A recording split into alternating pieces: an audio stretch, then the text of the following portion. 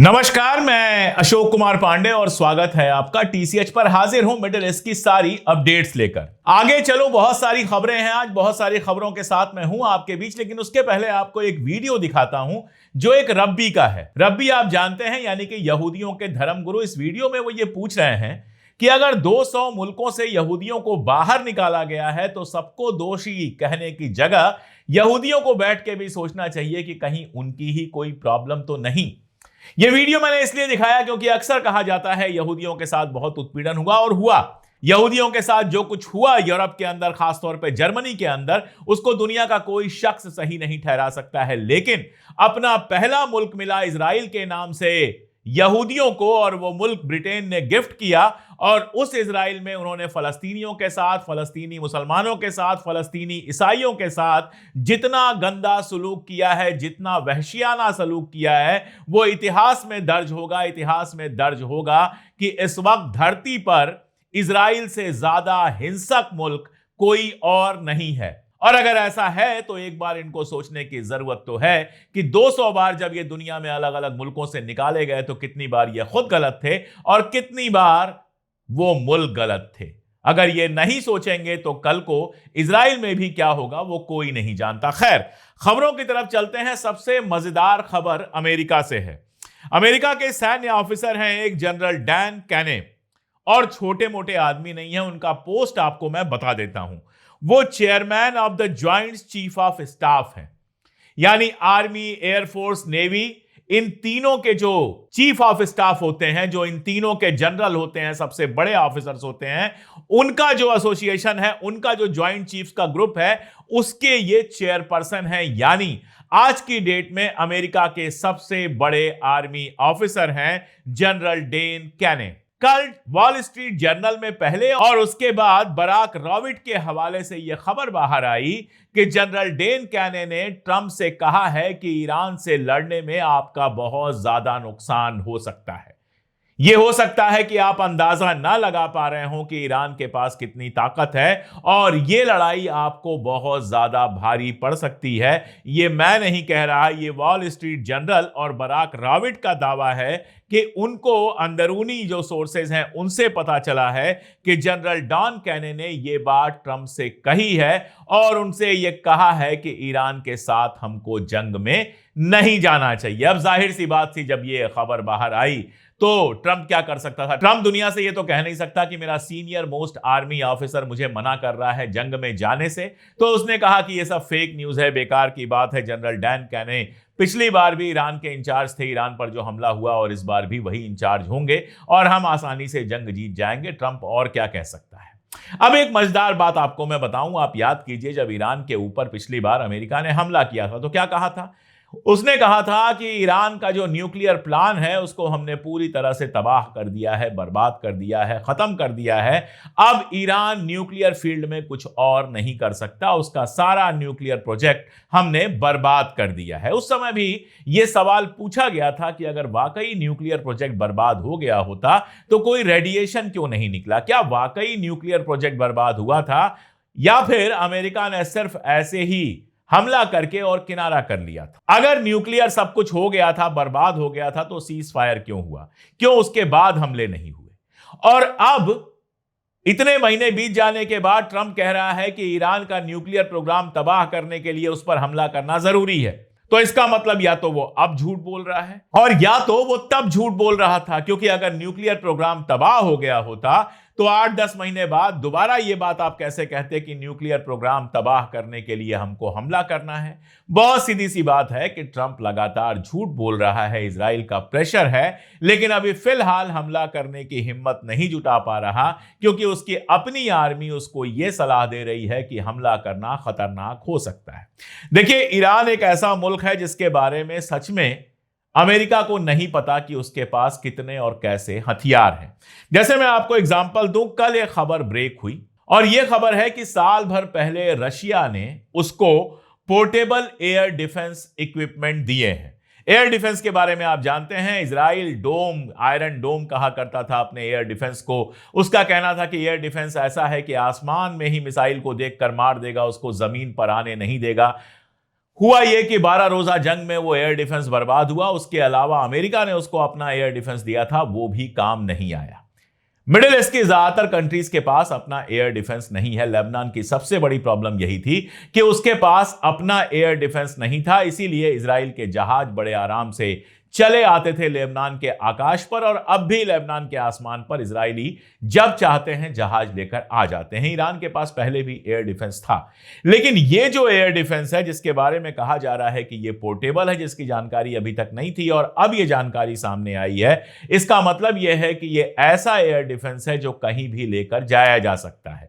यानी अमेरिका जिस बाउंड्री से हमला करने की कोशिश करेगा, जिस जानिब से हमला करने की कोशिश करेगा, ईरान अपने इस पोर्टेबल एयर डिफेंस को वहां लगा सकता है। देखिए, जो छोटे मुल्क हैं उनके लिए तो एयर डिफेंस ठीक ठाक है, लेकिन जो बड़े मुल्क हैं जिनका बॉर्डर बहुत ज्यादा है, उनको अपने पूरे बॉर्डर पर एयर डिफेंस लगाना मुश्किल है। ऐसे में ये जो पोर्टेबल एयर डिफेंस है वो बड़े मुल्कों के लिए बहुत काम की चीज है। जाहिर है रशिया ने इसको बनाया है यूक्रेन वार से पहले, क्योंकि रशिया खुद एक बहुत बड़ा मुल्क है, और वही पोर्टेबल एयर सिस्टम रशिया ने ईरान को दिया है। यह डील कोई साल भर पहले हुई बताई जा रही है। इसका मतलब इस समय ईरान के पास पोर्टेबल एयर डिफेंस आ चुके हैं।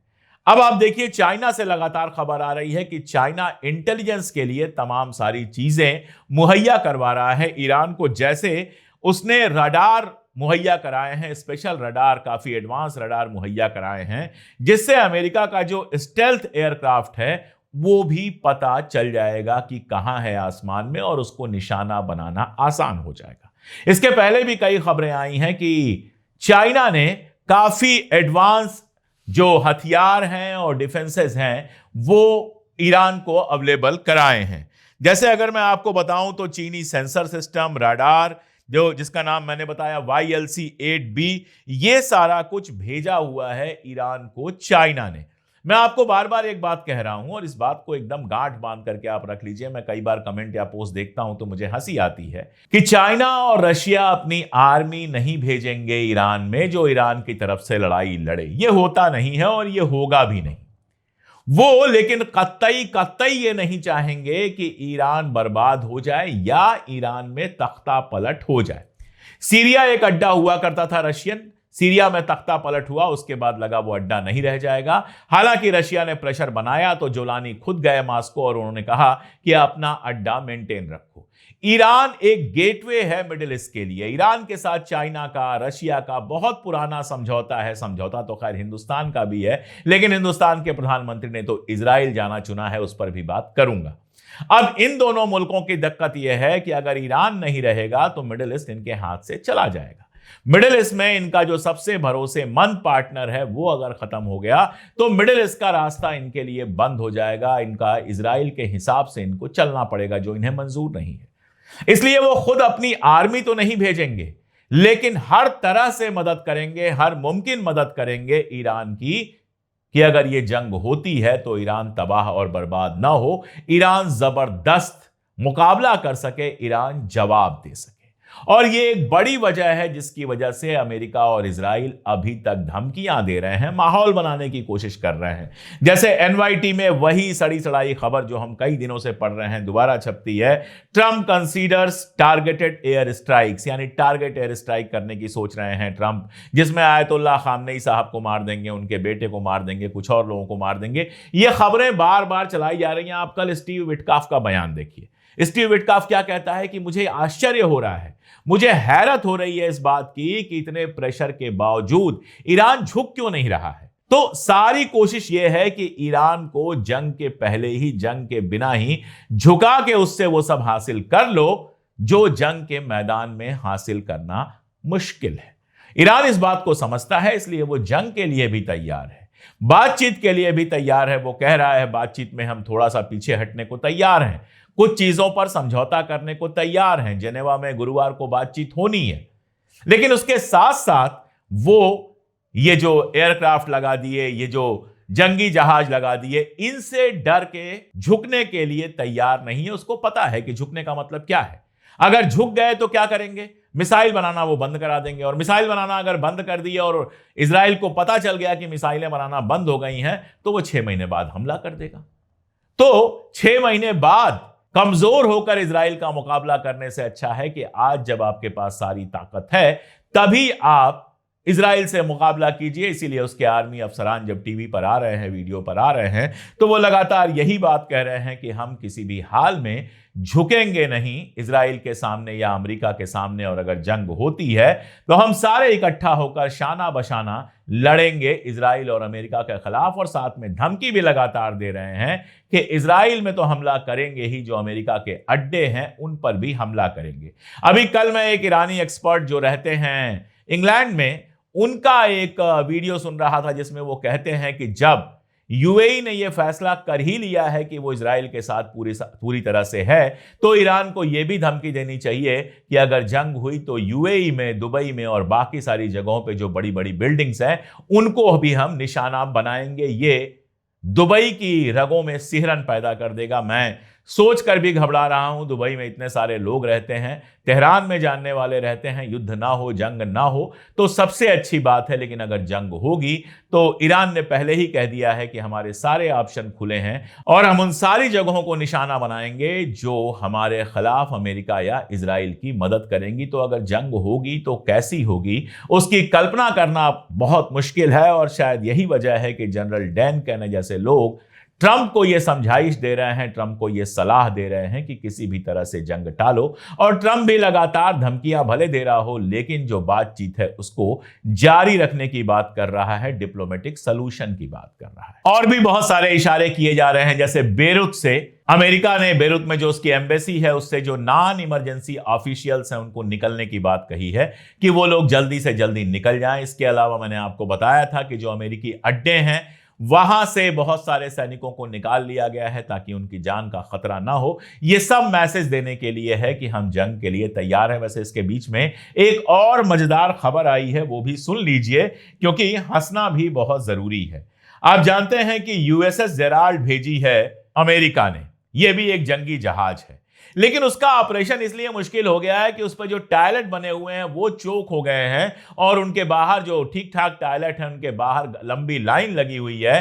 कहा यह जा रहा है कि यूएसएस गेराल्ड पूरा टॉयलेट की महक से, गंदगी की महक से पूरा का पूरा तबाह हो गया है, वहां लोग परेशान हैं। तो वो तो जंग करने की हालत में नहीं है। तो जंग जब होती है, जहाज जब समंदर में उतरते हैं, जब जहाज आसमान में उतरते हैं, तो बहुत तरह की मुश्किलों का सामना करना पड़ता है। अभी हमने सुना कि ईरान में एक जहाज, उसका एक्सीडेंट हो गया जो प्रैक्टिस के लिए उस समय था, और उसमें उसके पायलट और को पायलट दोनों मारे गए। तो मैं आपसे बार बार यही कह रहा हूं कि जब जंग होगी तो क्या क्या होगा उसकी कल्पना कर पाना मुश्किल है। जंग पर रुककर एक मिनट एक और जरूरी बात जो आज की है वो करते हैं। आपको यासर अराफात तो याद ही होंगे, पीएलए के नेता, इंडिया आया करते थे, दुनिया भर में घूमा करते थे, बड़ी इज्जत थी एक जमाने में। आपको पता है कि यासर अराफात की सबसे बड़ी गलती क्या हुई? सद्दाम हुसैन ने जब कुवैत के खिलाफ जंग छेड़ी हुई थी, उस समय सद्दाम हुसैन भी मदद कर रहा था पीएलए की। यासर अराफात सद्दाम हुसैन से ठीक जंग के बीच में मिलने पहुंच गए और उन्होंने सद्दाम हुसैन का सपोर्ट किया। यासर अराफात ने सद्दाम हुसैन का सपोर्ट किया। उसके बाद पूरे अरब वर्ल्ड में यासर अराफात के खिलाफ गुस्सा फैला। लोगों ने फलस्तीनियों को जो मदद जा रही थी वो देनी बंद कर दी।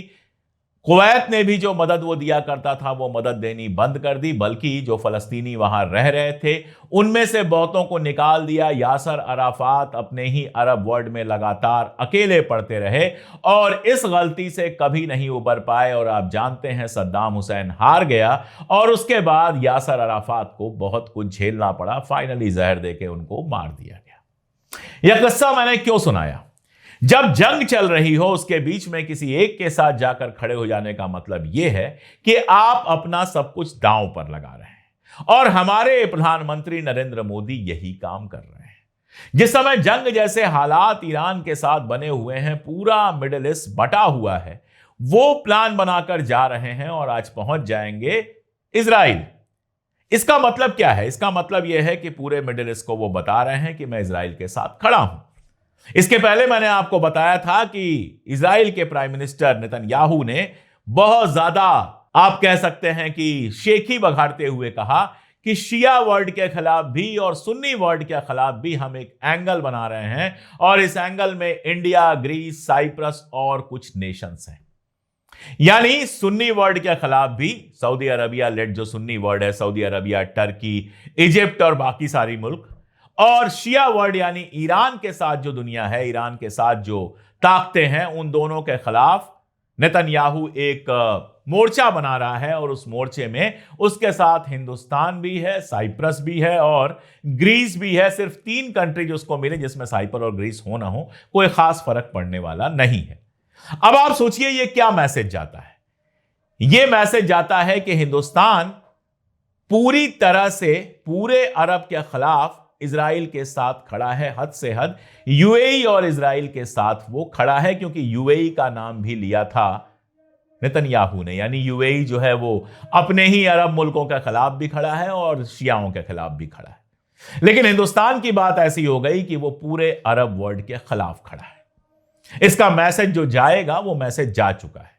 अल जजीरा से लेकर तमाम जो वहां के न्यूज आउटलेट्स हैं इस बात को लगातार छाप रहे हैं कि हिंदुस्तान पूरी तरह से इजराइल के साथ खड़ा हो गया है। अब फर्ज कीजिए जंग होती है, दोनों किस्से मैं आपको बताने की कोशिश करूंगा। अब फर्ज कीजिए जंग होती है और इजराइल को झुकना पड़ता है, तो हिंदुस्तान की स्थिति क्या रह जाएगी। और फर्ज कीजिए जंग नहीं होती है, तो ऐसे में ईरान, सऊदी अरबिया, पूरा अरब वर्ल्ड और यहां तक कि पूरा मुस्लिम वर्ल्ड, और सिर्फ मुस्लिम वर्ल्ड की बात नहीं है, दुनिया का कोई मुल्क इजराइल के साथ इस तरह से नहीं खड़ा है। यूरोपियन पूरा वर्ल्ड, अभी आपको बताऊं कि कल एक बयान आया है, इस बयान में ब्राजील का सिग्नेचर है, डेनमार्क, आइसलैंड, फिनलैंड, आयरलैंड, इसके अलावा अरब और मुस्लिम कंट्रीज तो हैं ही। इन सब ने बुरी तरह से मजम्मत की है जो वेस्ट बैंक में इजराइल कर रहा है उसकी। इसमें भारत का सिग्नेचर नहीं है। यानी इन सारे मुल्कों से आप दूर हो रहे हो, अपनी ट्रेडिशनल विदेश नीति को कचरे में डाल रहे हो, सिर्फ नेतन्याहू के साथ खड़े होने के लिए, इजराइल के साथ खड़े होने के लिए। हमेशा इंटरनेशनल पॉलिसी लॉन्ग टर्म सोचकर बनाई जाती है। लॉन्ग टर्म में यह आपके लिए फायदेमंद होगा कि नुकसानदायक, यह आप खुद सोच लीजिए। क्या इजराइल इतना बड़ा मार्केट है कि आपके सारे सामान इजराइल में खप जाएंगे, इजराइल और अमेरिका को मिलाकर? या फिर इजराइल इतना बड़ा प्रोड्यूसर है कि उसके ही उत्पादनों से आपका सारा काम चल जाएगा? तो जो गलती कभी यासर अराफात ने की थी, वो गलती दरअसल इमरान साहब को भी याद कीजिए। इमरान भी दुनिया में अकेले कैसे पड़े, आज भले उनके साथ लोग हैं। वो जाकर पुतिन के बगल में बैठे हुए तब दिखाई दिए जब पुतिन यूक्रेन के खिलाफ जंग छेड़ने वाला था। यूक्रेन के खिलाफ जंग छिड़ी, पूरा यूरोप पुतिन के खिलाफ हुआ और पूरा यूरोप और अमेरिका खिलाफ हो गया इमरान खान के। वो अकेले पड़े और उनको जेल में डाल दिया गया। तो इमरान और यासर अराफात जैसे लोगों ने जो गलतियां की थी, वो गलतियां नरेंद्र मोदी दोहरा रहे हैं। अब किसी मजबूरी में दोहरा रहे हैं या सोच समझकर दोहरा रहे हैं, इसका जवाब तो नरेंद्र मोदी या उनके विदेश मंत्री या उनके लोग ही दे सकते हैं। खैर, अमेरिका अपने शैतानी खेल जारी रखे हुआ है। एक तरफ मोदी को तो कंट्रोल करता ही है, दूसरी तरफ ईरान में कल लोगों को बल्क में एसएमएस मिले। यानी सबके मोबाइल पर एसएमएस आया जिसमें लिखा हुआ था कि Trump is a man of action. मतलब ट्रंप जो कहता है वो करता है, वो केवल चुपचाप बोलने वाला आदमी नहीं है। यानी धमकियां आई कि जंग कभी भी हो सकती है, लेकिन फिलहाल ईरानी लोगों पर इसका कोई असर तो दिख नहीं रहा है। और ईरान की जनता और ईरान के नेता दोनों पूरी तरह से तैयार दिख रहे हैं अमेरिका और इजराइल अगर हमला करते हैं तो उनका जवाब देने के लिए। ट्रंप की भड़बड़ाहट, ट्रंप की परेशानी समझ में भी आ रही है। वहां के टीवी चैनल और वहां के अखबार बता रहे हैं कि उसकी डिसअप्रूवल रेटिंग 60% तक पहुंच गई है। यानी अमेरिका में 60% लोग ऐसे हैं जो उसको पसंद नहीं करते हैं। इसमें मिड टर्म इलेक्शन होने वाला है। अगर वो हारता है तो गद्दी से भी जाएगा और कौन जाने इस खेल में क्या क्या और हो। तो स्थिति बहुत इंटरेस्टिंग है, तनावपूर्ण, लेकिन नियंत्रण में हमारे यहां कहा जाता है वो वाली स्थिति है। आगे क्या होगा, किसमें कितना दम है? ईरान सिर्फ बड़ी बड़ी बातें कर रहा है या जवाब भी दे पाएगा? अमेरिका सिर्फ बड़ी बड़ी बातें कर रहा है या कुछ कर भी पाएगा? ये सारा कुछ तो तब पता चलेगा जब जंग शुरू होगी। हम तो यही उम्मीद कर सकते हैं कि ये जंग कभी शुरू ना हो। खैर, जब जब जैसे जैसे होगा मैं बताता रहूंगा। जुड़े रहिए हमारे साथ। अगर चैनल अब तक सब्सक्राइब ना किया हो तो चैनल को सब्सक्राइब कर लीजिए। अगर ज्वाइन करना चाहें, हमारी ताकत बनना चाहें, हमारी टीम के, हमारे परिवार के मेंबर बनना चाहें तो 3 रुपए रोज से कम पर आप हमारे चैनल को ज्वाइन कर सकते हैं। ज्वाइन बटन वीडियो के नीचे है। ज्वाइन करने के लिए QR कोड स्क्रीन पर है और लिंक जो है वो पिन कमेंट में भी है, डिस्क्रिप्शन में भी है। आप जुड़ेंगे तो हमें बहुत बहुत ताकत मिलेगी। और और आपकी ताकत से ही हम लगातार बिना झुके, बिना डरे, बिना रुके बात कर पाते हैं। आज के लिए इतना ही, बहुत शुक्रिया।